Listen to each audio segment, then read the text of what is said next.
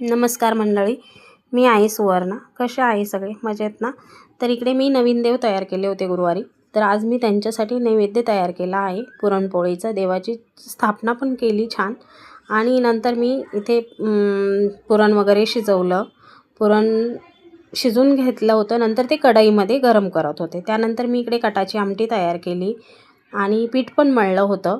तर अजून मी इकडे एकीकडे भात पण लावलेला होता. तर कटाची आमटी, भात व हे नंतर मी पोळ्या तयार केल्या, भजी तयार केली. नंतर मी आवणीला सांगितलं, देव बाहेर घे, म्हणजे त्यांची ती तळी वगैरे काहीतरी भरायची होती. तर आवणीने देवाऱ्यातून बाहेर काढले आणि नंतर इथे सर्वांनी मिळून इथे तळी भरली. आणि ते शिवांचे फ्रेंड्स होते आणि त्यांनी सर्वांनी तळी वगैरे भरली. नंतर मी ह्या गोड परीशी थोड्याशा गप्पा मारल्या.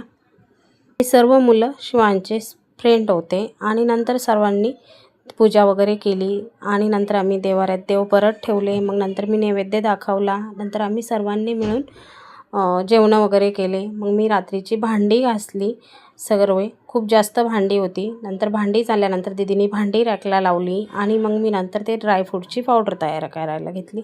तर ड्रायफ्रूटच्या पावडरमध्ये बरंच काही होतं आता. तर मी ती पावडर तयार केली आणि म्हणजे पावडर लगेच तयार नाही केली, पण मग ते भाजून वगैरे घेतलं तुपामध्ये, चांगलं गार होऊन दिलं. मग सकाळी त्याची पावडर तयार केली. त्याच्यामध्ये माझ्या मिस्टरांची थोडीशी तब्येत खराब आहे, त्यामुळे डॉक्टरांनी त्यांना हे प्रोटीन द्यायला सांगितलं, त्यामुळे ही पावडर तयार करत होते.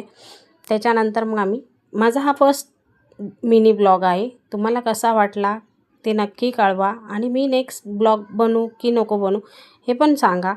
राहिला विषय कॅमेऱ्यासमोर बोलणं खरंच खूप कठीण आहे. मी पहिले सर्वांचे ब्लॉग बघायचे. मला वाटायचं की चला ठीक आहे, इझी आहे, मोबाईल पकडायचा आणि कॅमेऱ्यासमोर बोलायचं, झाला ब्लॉग तयार, टाकून द्या यूट्यूब, इंस्टा वगैरे इकडे तिकडे आणि लगेच हे. पण असं काही नसतं. याच्यामध्ये खरंच खूप काही त्रास होतो. लवकर बोलता येत नाही. असं आपल्याला कुणासोबत बोलायला सांगा नॉर्मली तर पटकन बोललं जातं, पण कॅमेऱ्यासमोर खरंच येत नाही. खरंच जे ब्लॉग बनवतात त्यांची कमाल आहे. आजच्यासाठी एवढंच आणि सगळ्यांना शुभ रात्री, गुड नाईट.